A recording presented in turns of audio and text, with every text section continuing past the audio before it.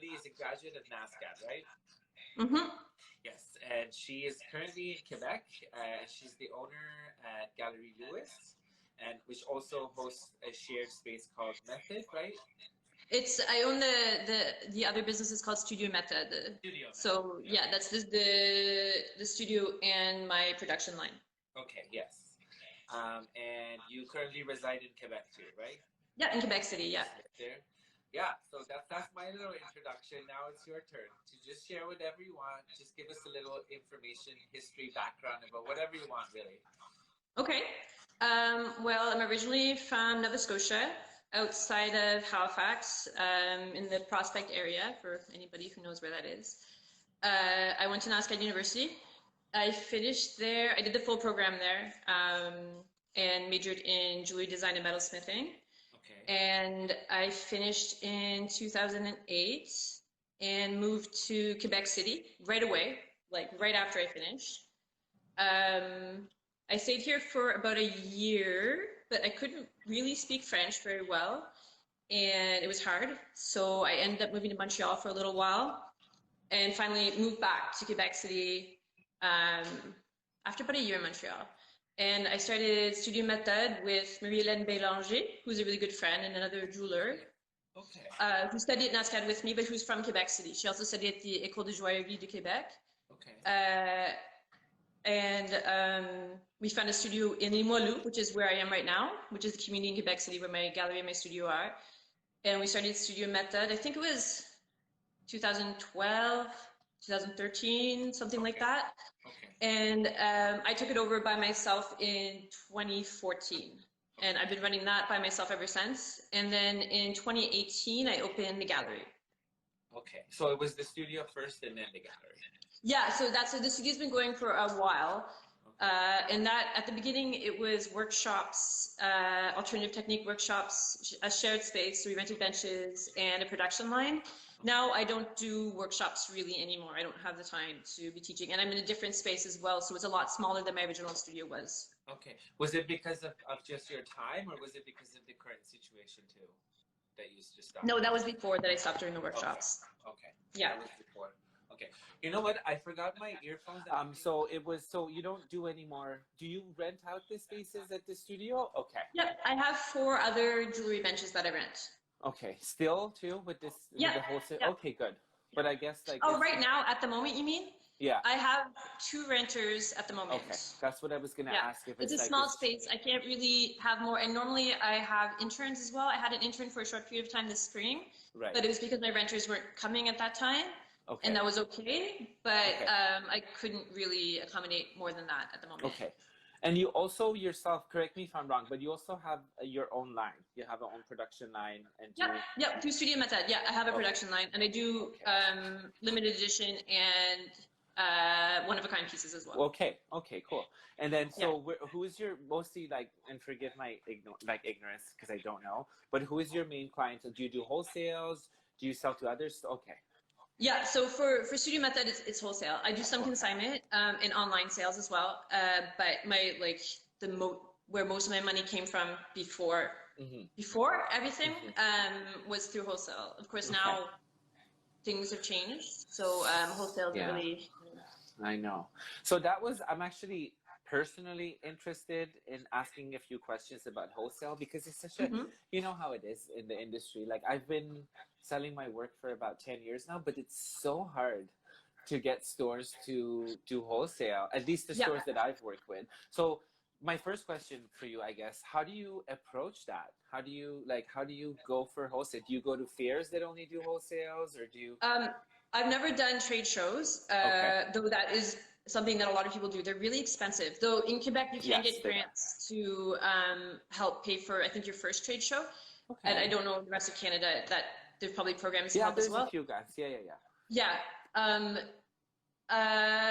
I was part of Etsy Wholesale when it existed, which it doesn't exist anymore. And that got a lot of sales.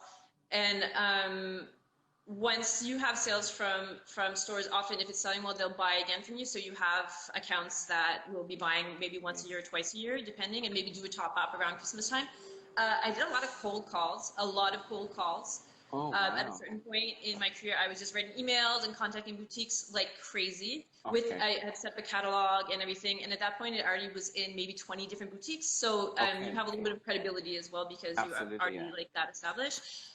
Right now, I am working on a new setup so that I'll have a wholesale site on my new website, like a password protected site, and as well as I've started selling on other websites. I'm trying out a couple different ones right now. There's a few around, but you have to have a profit margin at wholesale, Yeah. which I do, but it's pretty slim because they do take a cut off of the wholesale price, which is already 50% of your retail. Okay. Yeah. So that's where it gets hard. A lot of times you can also move from consignment to wholesale. At some point, you can just put the brakes on and say, look, I don't do consignment anymore. So if you want to continue, carrying my pieces, then it's wholesale only from here on in. Yeah, because it's a lot of work and it's as you said, it's very tricky with numbers. Because as artists, like I'm not good with numbers at all. So when they're like buying wholesale, I have sold one wholesale where I was like, oh my God, this is so, and it was a store in Europe. So they were paying me in euros and I was like, ooh, it's so good. And then once I converted it to actual, like how much I would have made if I sold all those pieces myself, it was pretty much, I made literally my material money, maybe plus like a very, very thin profit. Yeah, you have to really, like my production line isn't very expensive. And my materials are all recuperated, so they're mainly free. It's like copper wires and copper sheet that doesn't cost very much. And I do a lot of powder coating. And I only do batches, so I only make that production line in big batches. So that's how I keep all of my like the wholesale prices low and the retail prices low as well. Yeah, okay. Yeah, that's the hard part. It's 50% of retail, so you really have to make a profit at 50%, exactly. and it's that's hard what to I mean.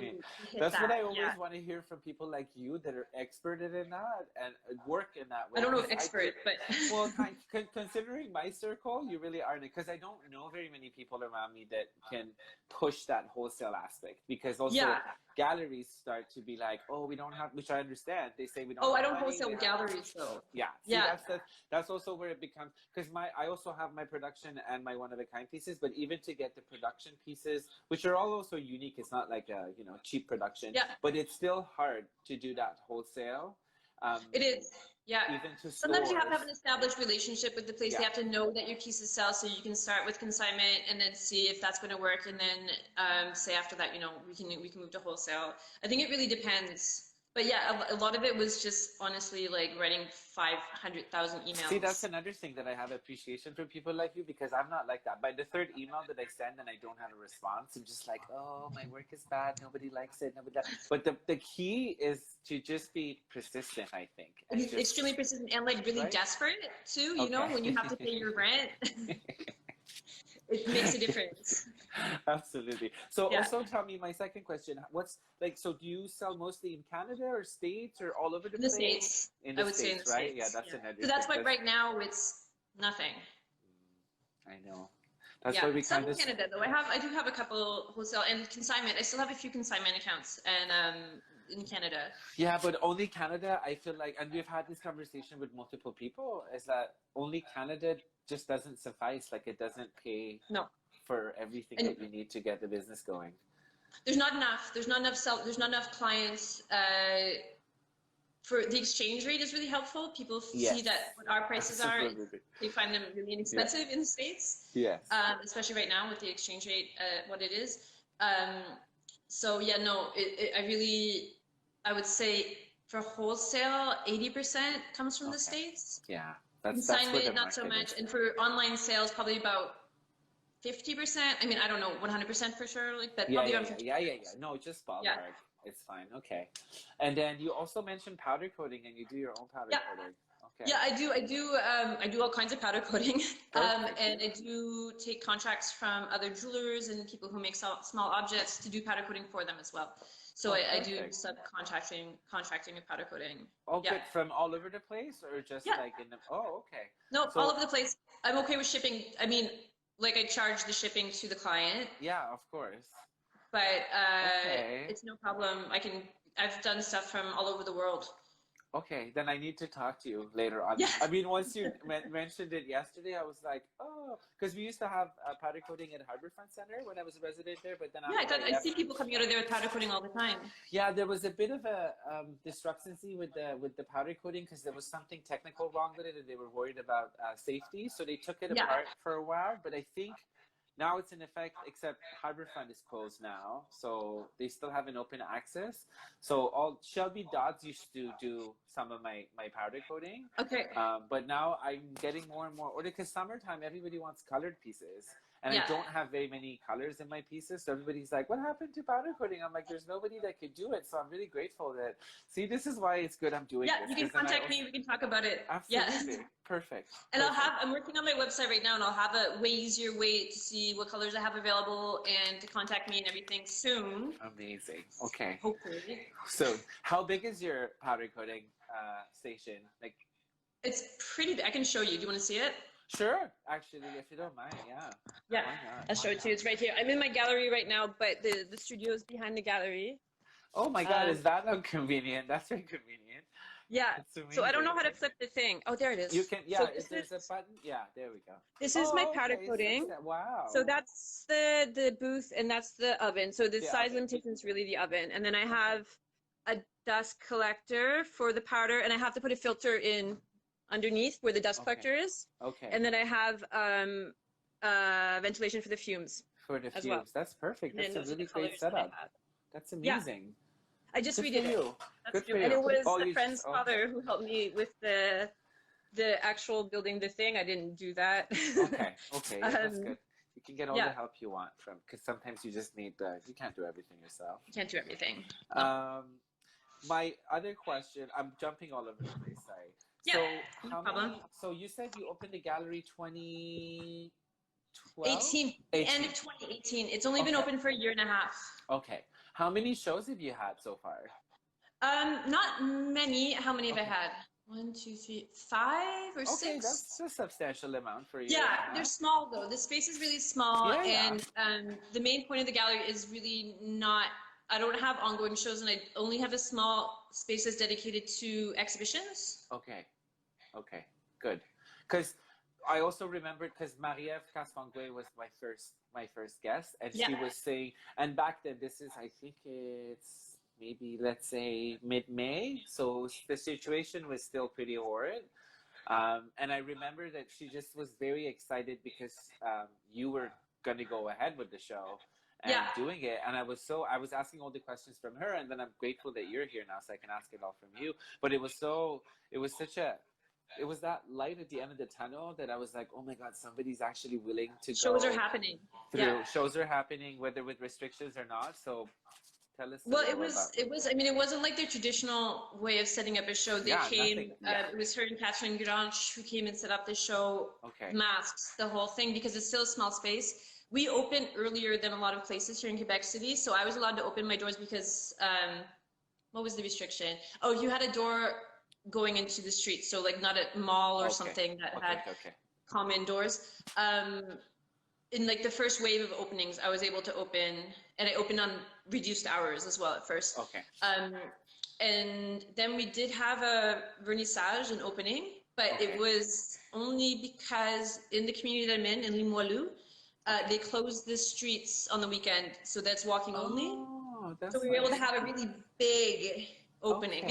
Oh, that's so we had only a couple people in the gallery at a time, but then everybody was outside. And we served, we had some food and stuff, and we had wine in the gallery. But yeah, so it actually worked out. It was cool. It was actually perfect. It was a really nice opening. That sounds like a really good opening, because it's also because usually also I find with galleries that are small, that's what happens. The openings end up moving into the street if there is room for it, and then you just go in and out, giving other people space to see it. So that's good. That's perfect. Yeah, I remember it was very, like, when Marie-Ève was telling me, I was like, yes, people are thinking about opening and doing these sort of things, which is great. And considering that we don't have that many galleries in Canada that do jewelry, it was very nice. We were supposed to have it earlier, and we ended up having to cancel it. And normally I put out a call for entry for the summer. Last summer I had shows every month throughout the summer. Well, I had 3 shows throughout the summer. And I was just getting that ready when everything shut down and nobody knew what was going to happen. So I didn't have any summer programming set up. So kind of everything worked out really well that we ended up pushing that show back by a couple of months. And then I have it here through the summer, and it's a beautiful show. So okay. Could you tell us a little about the show? I've seen the show, but I want you to, And I can show it to you too. I can explain it first because the way that it's set up here is very different from what they had in Toronto. In Toronto, So it's called Paysage de l'Intime, and it's a show that is around the theme. Paysage de l'Intime is intimate landscape. Yes. They invited 8 different artists from across Canada to take part in the show, and each artist has 3 or 4 pieces. And each one of them interpreted the idea of an intimate landscape very differently. Yes. But it ended up being quite a cohesive show in the end. It's beautiful. I can show you what some of the pieces are. I'll show you would love to actually see. And I would love love to see how gallery. It's closed today. Oh, it's not that small. You made it sound like it's super small. Well, I mean, look, wait, I'll turn around and give you a view of the whole thing. Oh my so God, back there, right there is the door to the studio. That's not small. Don't say it's No, I mean, it's not big, but it's not tiny. So here's the exhibition. This part right here. You can see some of Anne-Sophie Vallet's work behind it. Oh, yeah. So that's Mary Ebb's work right here. Okay, perfect. And this is Catherine Granche's work. Sorry, my lights are off. I'm not open today. So the lighting's not great. Here's some of her newer pieces, Catherine Granche. This is Catherine Sheedy. Okay. Who does really amazing work with sturgeon bones and rocks. I think charcoal that she finds along the river here in Lévis, which is across from Quebec City. Yes. This is Claire MacDonald. The work is so beautiful. Lovely Claire, if you can see the details on it, it's painted copper. It's so beautiful. And this necklace is so smart, the way it's put together. That's also Claire's, right? Yeah, that was one of my favorite these are all pieces Claire's. in this show. It's beautiful. And this is Pamela Ritchie, who I am very honored to show, her and Kay, because they were my teachers. Pam is great. And here's some of Kay's pieces, which are also incredible. Kay's pieces blew my mind. They're amazing. Yeah, can you actually tell how they're made, if you know, because that was what blew my mind, the way. Yeah, they're soldered steel. Oh, not in focus anymore. It's soldered steel. This one is rusted, and this one and this one, the two ones, this one and this one are Korean lacquer. Okay. Yes. And these are Bridget Catchpole's pieces, which is made from found objects. They're really gorgeous too. And then we have Clarissa Long's pieces, which are over here on the other wall. Yes, Clarissa is also. Clarissa is also from Vancouver. Yes. Yeah, she's based in BC. BC, yeah. So, and then you have the whole. I'm trying to get it in the light. So that's the whole exhibition. It's a way different setup. It's a very than what they had in. I like the setup a lot. It's really beautiful, and if you can see it, I'm going to take you. Oh no, my door's locked. I'm not going to take you outside. No, it's okay. It's right in the window. In the window, this is the 3rd Avenue right here. I'll switch you back around. So the window is goes onto the commercial street, which is the 3rd Avenue. So it has a really, really nice visibility outside as well. Okay.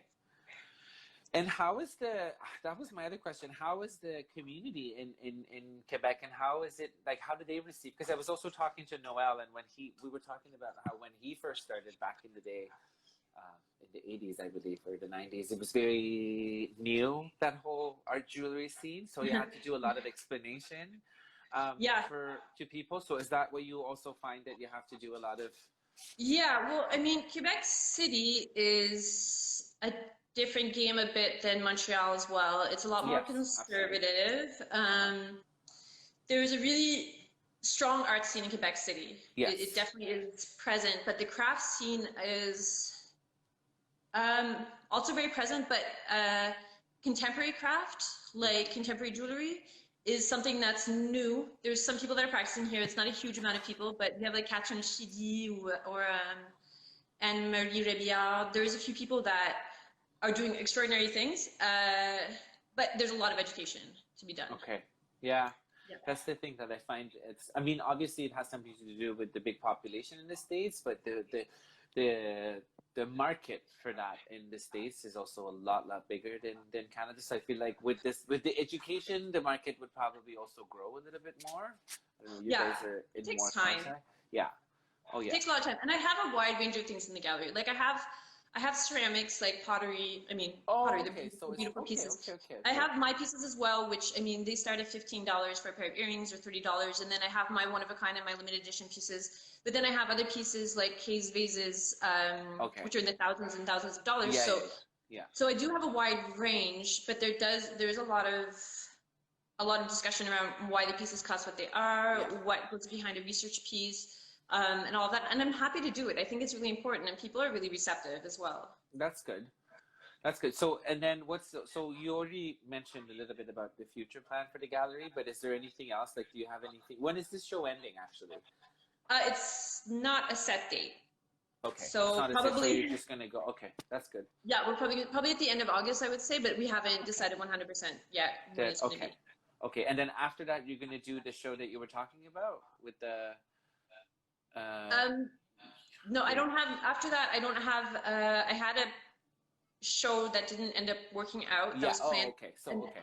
the next show that I'm going to have will be probably in the fall and Christmas. I'm going to be hosting Co-Adorn's show this year. Oh, that's nice. Okay. Yeah, That's so for people who don't know what Co-Adorn is, it's a contemporary jewelry society in Nova Scotia. Yeah. That's great. That's exciting. Yeah. And I also know that you have a daughter. Yeah. And so I'm like, I always have. I was talking to Chantal too. I think she's on here. I always admire you guys for being parents and also running so much. You know, like you're doing so much and you're also raising a child. So does that also get? I mean, obviously you have to dedicate a lot of time to. But Yeah. I mean, it's Go ahead. like obviously. I mean, I live alone with my daughter, so Okay. her father's like super present. It's not, it's not. Okay. I'm not alone with her. But it is a lot of work. Like obviously, and your time is not the same as it was before. I can't, work until 2 o'clock in the morning at my studio, and I'm tired all the time. Okay. Yeah. Of course. I don't blame I mean, you. she's 2.5, so she goes to daycare full time. And in Quebec, we're really lucky because there is subsidized childcare. Okay, that's good. And she, she goes to bed at 8. So it gives some time in the evening as well, but it's definitely a different thing. I don't waste as much time as I used to. Like if I'm in the studio, Because I also feel like with us artists, it's like the less time you have, the more productive you are, kind of a thing, because you can't, just. It's a lot of time management, and I'm not that great at time management, so I can feel pretty overwhelmed some of the time. But I guess you get better and better with it because, as you said, you don't have it. You just have to. I'm way better at it now than I was at 25 years old. So, as time goes on. For sure. Do you have any of your own pieces that we can see? Yeah. I have this whole wall here is my production work. Wait, I'll turn it around. That works better. I'm very curious. So these are production pieces. So there's some that are filling up. So when I say that I have like lower end pieces, these are all just little earrings. Yes. This is what I keep in stock most of the time, and this is the work that I wholesale. And then I have some of these plastic pieces, this is a line that I do with sparkles that are sort of geodes. Ooh. And then there's some pieces, like I don't have that many left right now because I'm not really doing any production at the moment. So these are a line that I do with chains as well. Oh, yes, I've seen these before. Yeah. So this is the line that I came out with it last year, and this is what I've been doing more of in the past couple years. So it's all dead stock chains that are soldered together. I think, am I right? I saw these at New York Jewelry Week somewhere. Yeah, they were at Gallery 2052. And they were also in the earring show with Heidi Lowe. Okay, yeah. And they were someplace else too. I forget where. No, they were in a couple different places. Right, because Nora was talking about them. Me and Nora, I was looking at them and I was like, that's a very cool, interesting idea. And then she was saying that they're very popular. A lot of people love them. It's actually the line that I have. That's why I don't have very much left right now. That's all I have in stock at the moment is what's there. Pretty much. Because like I said, I haven't been doing much production in the past. Yeah. Since everything started, I've done very little production. Yeah, and I haven't really had time. I've been doing other different things. I renovated where I worked on. There's a back porch here that needed a lot of work, and because the renters weren't there, I took advantage of that, and I don't know. I made a little garden. And I guess mean, you know. what you do wholesales, you just don't have to worry about what's, because I'm half of my work is sitting in places in states that are not open right now, and I kind of want to get them back, but I'm also like, what if they start opening up and I just have to ship them back again? So it's kind of just, you know, it's my work, but it's sitting at all these galleries and places. But I guess with you, it's like once you wholesale, it's like bye bye. Yeah, that's the advantage of wholesaling. You don't have to keep track of everything that's in consignment, and you don't have all these pieces coming back from your previous lines that you don't ever want to see again, that are shop worn and everything, you know, like. So that is again, I do, like I said, I do have consignment pieces. Like I consign with Nora. At galleries, I don't. Like I said, normally galleries don't buy. No, they don't do wholesale. Galleries for sure. Yeah, stores there's a higher chance, but galleries is a bit trickier, and I understand why, because galleries also. Yeah, I don't buy. I do. I have everything here on consignment. Okay. Like I can't really. Well, I'm just starting out, but it's hard to afford to buy at those price points as well. Oh yeah, for sure. No, it's definitely hard to do that. But I'm very envious of your space that everything is super close to each other. And you can just go back and forth, and then do you also do any repairs or anything, or you just do repairs of your own work? Do I do repairs? Yeah, like just because you have this. No. Oh no, I do not do Okay. repairs. Okay, yeah, no, me neither. Me neither. I mean, I repair my own work, but no, yeah. And I'm not like you. You went to George Brown, right? George Brown is so technical. I went to NASCAD, and I didn't even do like the advanced techniques. I was doing installations at the end of my NASCAD time in jewelry, but you know, I'm not a technical person. Technical, okay. No. Which, hey, look, like you don't have to be necessarily a technical person. No, I mean not in that sense. Like I'm not. I don't do stone settings, and I don't do like. I mean, repairing chain would be my worst nightmare. No, also when you do too much, you can't just do everything. I do enough. No, you do enough, so you don't need to be. No, I was just wondering, just because you have the studio, because some of the studios here that are shared space, I've noticed that they also do repair work, just as an additional income for some of the people that rent the benches or whatnot. So I was just wondering if that's also what you're doing. No. Okay. I mean, some people that rent do repairs. Yeah. That but I don't personally, and I will refer them. Like people do come in looking for repair work because I sell jewelry, so they'll come in asking. So I'll refer people to people here or other jewelers in the area that I know of that do repairs. But personally, it's not for me. I also forgot to ask you, how long? So do you do rentals by month, by contract, or week, or day? Or? I do. Right now, it's the people I have are by month, but I do it by day. You can rent half a day. You can rent a week or by month. I prefer by month. I prefer obviously, because it's like okay. But there is some people that come, like students at the end of the year, or because they don't have access. They don't have 24-hour access to the jewelry school, which is only a few blocks away from here. Actually. Oh, okay. Yeah, it's really close. Or I have some people who don't have soldering set up at their house, so they'll do everything else and they'll come and solder. Perfect. So that's good. That's amazing. I'm very, very happy that you did this today, because it's just because you always read and hear about all these things, but then once you see the person and they explain their work and everything, it's very different.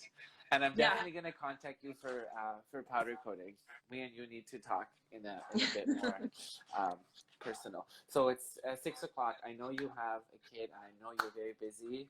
So I'm going to let you go, but I thank you a million times for getting here and talking to us, because it was a lovely interview. And thank you for your time.